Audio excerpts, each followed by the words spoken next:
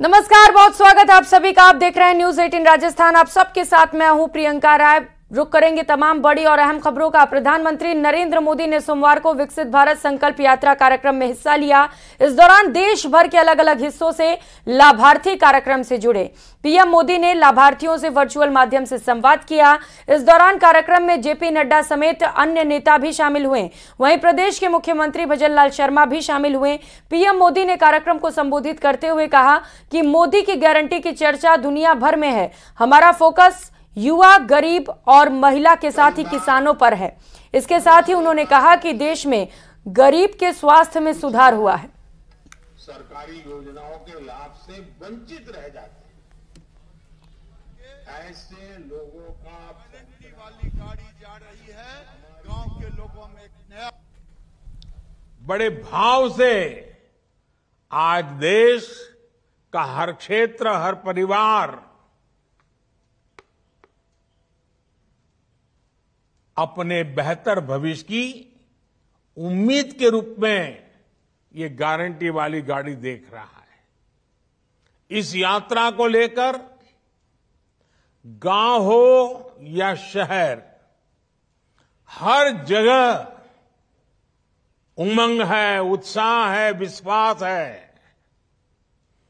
मुंबई जैसा महानगर हो या मिजोरम का दूर सुदूर का गांव, करगिल के पहाड़ हो या फिर कन्याकुमारी का समुद्री तट, देश के कोने कोने में मोदी की गारंटी वाली गाड़ी पहुंच रही है। जिन गरीब लोगों का जीवन सरकारी योजनाओं का लाभ पाने के इंतजार में बीत गया, वो आज एक सार्थक बदलाव देख रहे हैं। किसने सोचा था कि कभी सरकारी कर्मचारी, सरकारी अफसर, ये बाबू और ये नेता लोग खुद गरीब के दरवाजे पर पहुंचकर पूछेंगे कि आपको सरकारी योजना का लाभ मिला या नहीं मिला। तो वहीं टोंक की गैरोली पंचायत में सांसद सुखबीर सिंह जौनापुरिया ने विकसित भारत संकल्प शिविर का निरीक्षण किया। शिविर में सभी विभागों के स्टॉल्स पर जाकर सांसद ने कर्मचारियों से योजनाओं की प्रगति की जानकारी ली। शिविर में ग्रामीणों ने पीएचईडी और बिजली विभाग को लेकर शिकायत की। सांसद ने अधिकारियों को शिविर में नहीं आने का कारण पूछा और कर्मचारियों को जमकर फटकार लगाई। कार्यक्रम में सांसद समेत ग्रामीणों ने विकसित भारत संकल्प यात्रा को लेकर प्रधानमंत्री का लाइव संबोधन भी सुना। इस दौरान बीजेपी नेता नरेश बंसल, उप जिला प्रमुख आदेश कंवर समेत बीजेपी कार्यकर्ता भी मौजूद रहे। ना तो वहाँ पर रोड रिपेयर हुई है और अधिकारियों ने पाइपलाइन के पीछे 90% पेमेंट कर दी। अब दिक्कत इस बात की कि गांव के आदमी को पानी नहीं मिल रहा।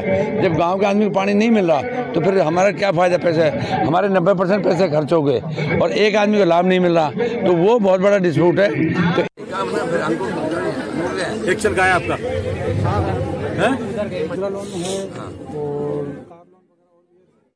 वहीं डीग में राज्य मंत्री जवाहर सिंह बेढ़म, विधायक डॉक्टर शैलेश सिंह ने विकसित भारत संकल्प यात्रा के दौरान प्रधानमंत्री नरेंद्र मोदी के संवाद कार्यक्रम में हिस्सा लिया। इस दौरान मंत्री बेढ़म और डीग कुमेर विधायक शैलेश सिंह ने लाभार्थियों से जानकारी ली। साथ ही नारायणा ग्राम पंचायत में स्वच्छ भारत मिशन के तहत शौचालय की राशि दी गई। साथ ही मंत्री ने कहा कि सरकार की योजनाओं से व्यापक लाभ मिल रहा है, जिसकी खुशी लोगों में दिखाई दे रही है।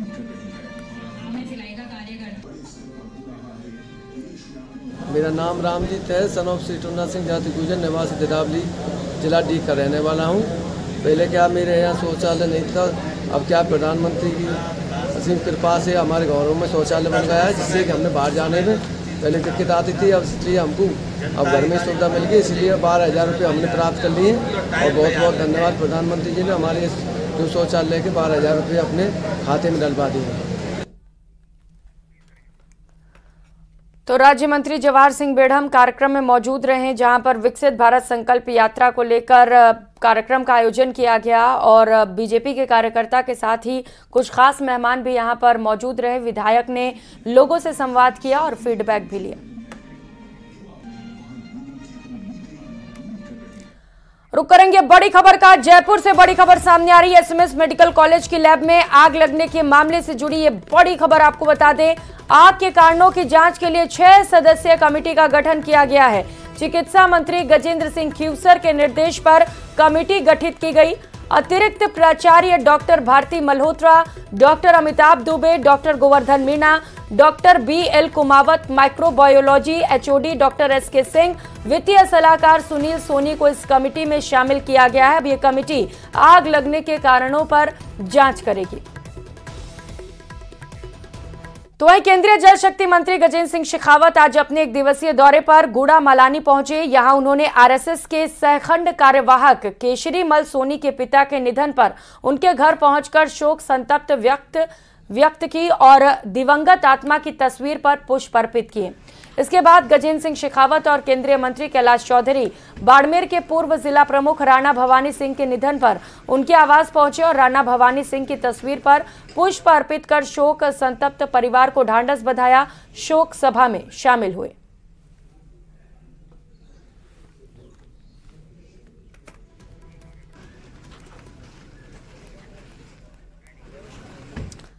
तो वहीं भजनलाल सरकार में UDH मंत्री झाबर सिंह खर्रा ने पदभार ग्रहण कर लिया। पदभार ग्रहण के दौरान उनसे बात की हमारे संवाददाता अरबाज अहमद ने, आप भी सुनिए।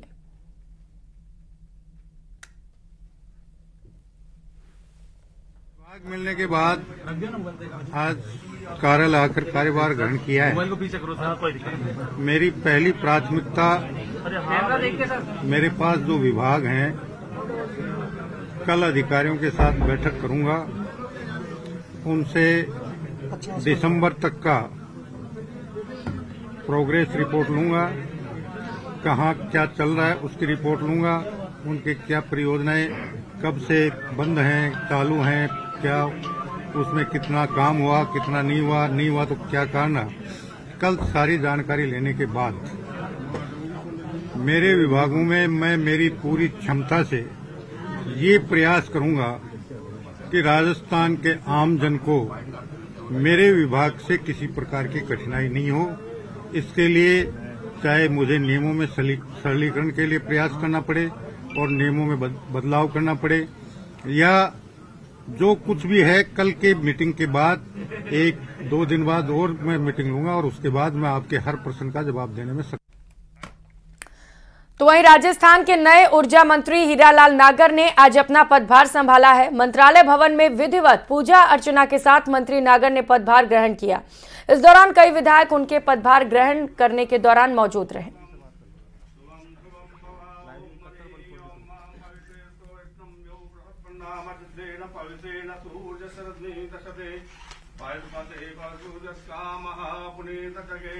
हीरालाल नागर जी यहाँ पर ज्वाइन कर चुके हैं। राजस्थान में ऊर्जा को लेकर के कई बड़े सवाल लोगों के जहन में हैं।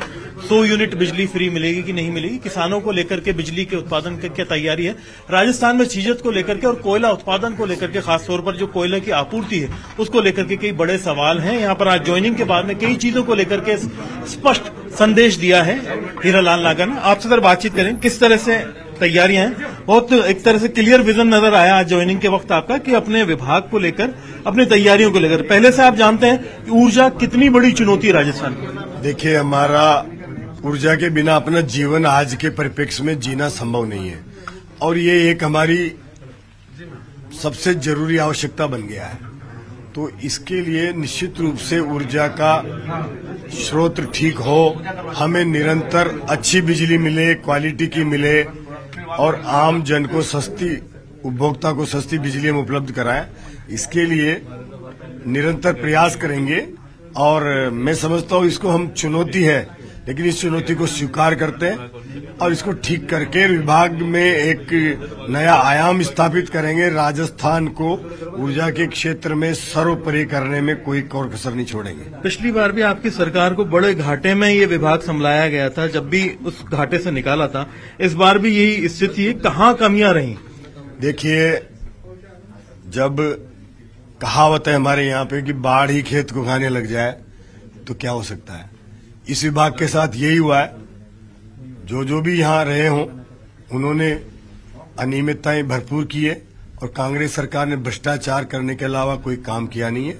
हम उस चीजों को भी परीक्षण करके जांच करके ठीक करेंगे और आने वाली चुनौती को हम चाहे उत्पादन के माध्यम से हो, सोलर के माध्यम से हो, हम या फिर थर्मल के माध्यम से हो, हम अच्छी बिजली उत्पादन करके लक्ष्य को पूरा करेंगे। राजस्थान की जनता को निश्चित रूप से बिजली के क्षेत्र में आत्मनिर्भर करने में कोई कसर नहीं छोड़ेंगे। तो वहीं अलवर में दिल्ली पुलिस में एएसआई हुक्मचंद चौधरी ने शराब के नशे में अपने साले का अंगूठा चबा लिया। सूचना मिलने पर पुलिस मौके पर पहुंची और एएसआई को मेडिकल के लिए ले जाया गया। इस दौरान भी जमकर उत्पात मचाया गया। एएसआई हुक्मचंद चौधरी अलवर के बुद्ध विहार का रहने वाला है। नशे के आदी होने के कारण उनकी पत्नी बच्चों के साथ अपने भाई के घर आई थी। इस दौरान एएसआई ने अपने साले के घर पहुंचकर हंगामा खड़ा कर दिया। मामले में पुलिस ने शिकायत दर्ज कर कार्रवाई शुरू की है। एक व्यक्ति जिसका नाम है हुक्मचंद चौधरी पुत्र श्री मीर सिंह, उम्र 55 साल, निवासी प्लॉट नंबर 9 टाइगर कॉलोनी, थाना अरावली बिहार का है, जिसकी ससुराल टीटी कॉलेज के पास बुद्ध विहार में है। जो शराब के नशे में वहाँ पर आया था, उसके ससुराल वालों, उसकी पत्नी, उसके बेटे, उसके सालों के साथ मारपीट करी, जिससे साले के हाथ में खा गया, जिससे इसके दांत को चोट आई और गिरने पड़ने से, शराब के नशे में गिरने, झगड़ा करने से इसके शरीर में जगह इस तरह की चोटें हैं, जिसका मेडिकल शराब का करवाया गया है। और जो अब भी नशे में था ये, बिल्कुल नशे में। क्या पोस्ट पे है ये? दिल्ली पुलिस में ऐसा बता रही है अपना आपको। यहाँ पर एक बार में आग लग गई है। सुबह तकरीबन 3 बजे आग लगी थी। सूचना पर दमकल की टीम मौके पर पहुंची। मौके पर 2 दमकल की गाड़ियां मौजूद हैं। बिल्डिंग की लिफ्ट अचानक से रुक गई। 10 लोगों को रेस्क्यू कर लिफ्ट से बाहर निकाल लिया गया है। तो राजेंद्र प्लेस से सूचना है, जहां पर एक बार स्थित है, जहां पर आग लगने की सूचना है। और बताया जा रहा है कि जब ये आग लगी तो बिल्डिंग की लिफ्ट भी रुक गई। हालांकि मौके पर तुरंत रेस्क्यू टीम पहुंची और लिफ्ट से लोगों का रेस्क्यू कर उन्हें बाहर निकाला गया। रेस्क्यू के दौरान की ये तस्वीरें आप देख पा रहे हैं। 10 लोगों का रेस्क्यू कर उन्हें लिफ्ट से सुरक्षित बाहर निकाला गया है। दमकल की 2 गाड़ियां भी मौके पर मौजूद हैं। तो दिल्ली से ये बड़ी खबर और तस्वीरें आपको दिखा रहे हैं रेस्क्यू ऑपरेशन की, जहां पर आग लगने के बाद बिल्डिंग की लिफ्ट रुक गई और इसके बाद रेस्क्यू कर 10 लोगों को बाहर निकाला गया।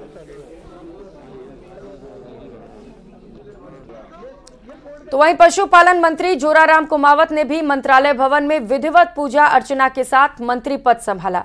इस दौरान उन्हें बधाई देने वालों का तांता लगा रहा। वहीं न्यूज 18 से खास बातचीत में मंत्री जोराराम ने कहा कि सभी विभागों का आंकलन कर कमियों को जल्द से जल्द दूर करेंगे और विकास के काम में तेजी लाएंगे। तो आप मंत्री जोराराम कुमावत आज ज्वाइन कर रहे हैं। बहुत ही महत्वपूर्ण विभाग इनको मिले हैं। सचिवालय के मंत्रालय भवन में पहुंचे हैं। सर, आज आप ज्वाइन कर रहे हैं। पूरे प्रदेश को बड़ी उम्मीदें हैं, नई सरकार है, नया जोश है। किस तरह से, किस ऊर्जा के साथ कर रहे हैं? क्या प्राथमिकताएं रहेंगी? किन चुनौतियों को पहले लेंगे? जो विभाग माननीय मुख्यमंत्री जी ने, प्रदेश नेतृत्व ने, राष्ट्रीय नेतृत्व ने मुझे दिए हैं, निश्चित रूप से उन विभागों की अभी आज पदभार ग्रहण करने के बाद में समीक्षा करेंगे और उस संबंध में हम योजना बनाएंगे। 100 दिन की योजना बनाएंगे, फिर भविष्य की साल भर की योजना बनाएंगे और पूरा उसमें एक बार देख करके कि भाई किसमें क्या क्या योजना चल रही है, वर्तमान में क्या योजना चल रही है और उसमें अपन क्या परिवर्तन कर सकते हैं और क्या नवाचार कर सकते हैं। इस संबंध में हम बैठ करके इसका प्लान करेंगे और आने वाले समय में आपको भी इनकी जानकारी देंगे। पशुपालन, डेयरी, गोपालन और देवस्थान सारे महत्वपूर्ण विभाग हैं और धर्म से जुड़े हुए हैं एक तरह से देखा जाए। पशुपालन, डेयरी, गोपालन, ये देवस्थान सारे धर्म से भी जुड़े हुए हैं और सेवा के विभाग हैं। और निश्चित रूप से मैं तो मुख्यमंत्री जी और पूरे प्रदेश नेतृत्व को धन्यवाद देना चाहूंगा कि मुझे ये प्रदेश की सेवा करने का मौका दिया और निश्चित रूप से इन विभागों में सेवा के भाव से अपन क्या कर सकते हैं, इस संबंध में आगे प्लान बना करके करेंगे। बड़ा फैसला पहला क्या होगा आपका जो डिपार्टमेंट में ज्वाइन करती? ज्वाइन करने के बाद में आपको बता दिया जाएगा। अभी रिव्यू के दौरान कोई विशेष तैयारी पशुपालन के लिए या गोपालन के लिए प्रदेश में? जो भी प्लान होगा वो ज्वाइन करने के बाद में आपके साथ में बैठ करके बता दिया जाएगा। देवस्थान को लेकर आपने कहा कि मंदिरों के लिए कुछ विशेष व्यवस्था?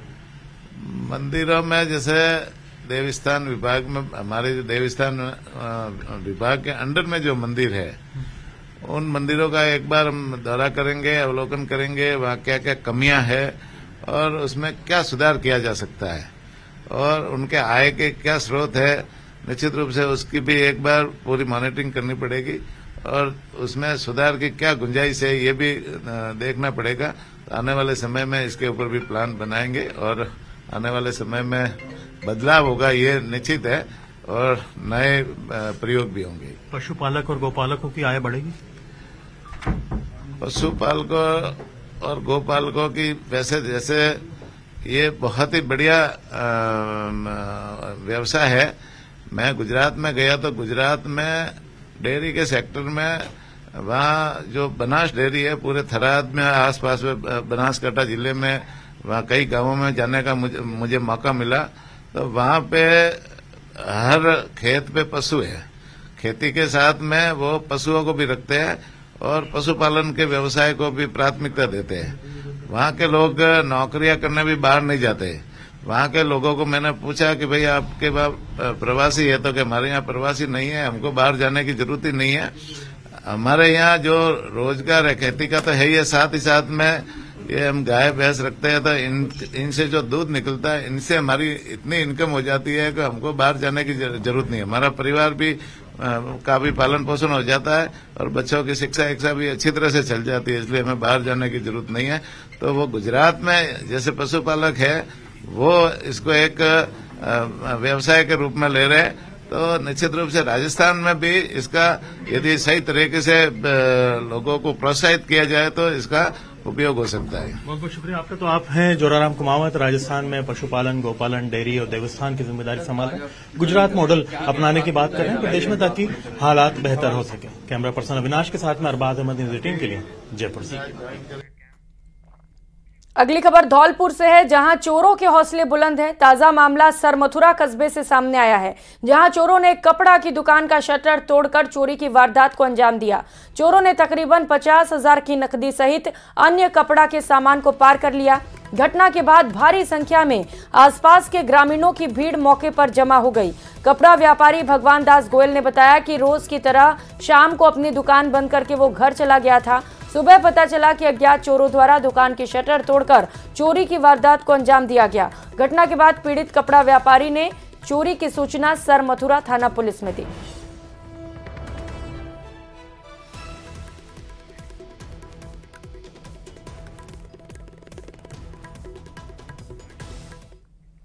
अगली खबर झालावाड़ से है, जहां बनियाखेड़ी गांव में आपसी विवाद के चलते एक महिला पर फायरिंग कर दी गई।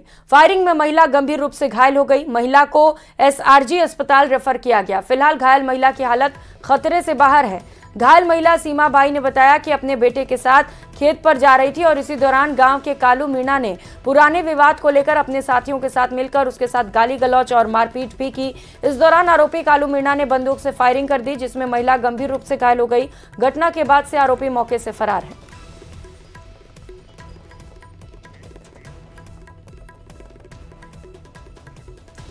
तो वहीं दौसा के बसवा में एक युवक के ट्रेन के आगे आकर सुसाइड करने के मामले में बड़ा अपडेट सामने आया है। पुलिस ने मृतक युवक की बहन के साथ रेप के आरोपी को भी गिरफ्तार किया है। वहीं युवक की उम्र की जांच पड़ताल में वो नाबालिग मिला, जिसके चलते पुलिस ने उसकी पहचान उजागर नहीं की। दरअसल बीते 30 नवंबर को एक युवक ने ट्रेन के आगे आत्महत्या कर ली थी। इससे पहले युवक ने सुसाइड नोट में गांव के एक युवक पर अपनी बहन के साथ दुष्कर्म करने का आरोप लगाया था। साथ ही बदनामी के डर से आत्महत्या करने की बात कही थी। घटना के बाद पुलिस ने गांव के युवक के खिलाफ रेप की धाराओं में मुकदमा दर्ज किया था। वहीं आरोपी की गिरफ्तारी न होने पर पीड़िता की बहन और उसके पिता पानी की टंकी पर चढ़ गए थे। ये दिसंबर में मुकदमा दर्ज हुआ था, उसमें एक लड़का सुसाइड कर लिया था और उसकी जेब में एक सुसाइड नोट मिला था, उसने ये बताया था कि मेरी बहन के साथ बलात्कार जैसी घटना है, उससे आहत होकर मैं सुसाइड कर रहा हूँ। इस बात पे अभी पीड़िता टंकी पे चढ़ गई थी। हमने समझाइश किया और उसके बाद में आश्वासन भी दिया था, और हमने उससे पहले भी टीमें भेज रखी थी। हमारी संभावना थी मुलजिम पकड़ने की, लेकिन उसी दौरान ये पीड़िता भी चढ़ गई, लेकिन हमने हमारी तत्परता जारी रखी और उसको आरोपी को दस्तावेज। अगली खबर की ओर बढ़ेंगे। प्रतापगढ़ से खबर है, जहां पर एक प्रेम प्रसंग के चलते छात्रा ने घर में ही फंदा लगाकर आत्महत्या कर ली। छात्रा को पुलिस ने 20 दिन पहले प्रेमी के साथ डिटेन भी किया था, जिसके बाद लड़की को उसके परिजनों को सौंप दिया गया। दरअसल जब मृतक लड़की के घर वाले बाहर गए हुए थे, तब लड़की ने आत्महत्या कर ली। दरवाजा अंदर से बंद होने के कारण खिड़की तोड़कर छात्रा को नीचे उतारा गया। परिजन उसे तत्काल जिला अस्पताल लेकर पहुंचे, जहां पर चिकित्सकों ने उसे मृत घोषित कर दिया। मामले में पुलिस का कहना है कि शव का पोस्टमार्टम कर शव परिजनों को सुपुर्द किया गया है और जांच जारी है।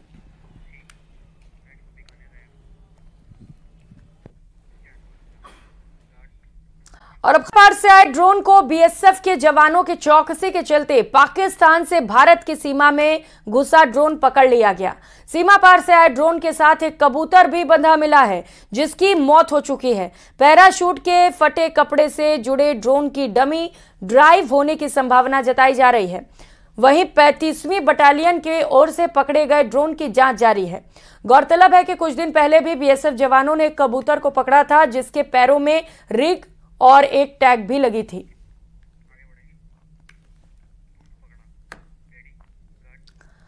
अगली खबर अलवर से है, जहां सरस डेयरी प्रशासन ने मिलावटी दूध से भरा टैंकर पकड़ा है। टैंकर में भरा 6138 लीटर मिलावटी दूध को नाली में फेंका गया, उसे नष्ट किया गया। मुंडावर की तरफ से 6 समितियों से टैंकर चालक दूध लेकर पहुंचा था, जिसकी रूटीन जांच की गई। सैंपल फेल होने पर टैंकर में भरे दूध को नष्ट कराया गया। डेयरी एमडी सुबेदीन खान की मौजूदगी में दूध को नष्ट करने की कार्रवाई की गई।